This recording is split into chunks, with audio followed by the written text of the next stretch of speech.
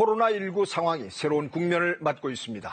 정부가 생활 속 거리 두기로 방역 체계를 전환한 이후 예상치 못한 집단 감염이 잇따르고 있습니다.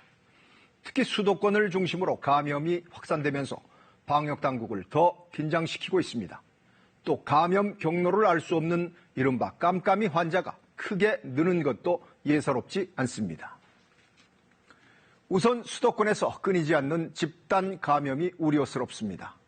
지난 한 달 새 서울 이태원 클럽을 시작으로 경기도 부천 쿠팡 물류센터, 수도권 개척교회, 다단계 판매업체 리치웨이를 거쳐 탁구장에서도 집단 감염이 일어났습니다. 고등학생 확진자가 놀이시설인 롯데월드를 다녀와 자칫 또 다른 집단 감염의 고리가 될까 염려됩니다. 수도권 상황의 심각성은 통계로 확인됩니다. 최근 보름간 일일 평균 신규 확진자 수는 39.5명으로 그 이전 보름간 22.7명과 비교해 무려 17명 늘었습니다. 문제는 인구 밀집도가 높은 수도권의 특성상 조금만 방심하면 언제든 예상치 못한 곳에서 집단 발병이 일어날 수 있다는 점입니다. 수도권의 확산세를 잡지 못하면 순식간에 전국으로 퍼질 수 있습니다. 지역사회에 연쇄 감염이 일어나기 전에 방역 추정망을 통제할 수 있도록 수도권의 확산 속도를 줄이는 것이 중요합니다.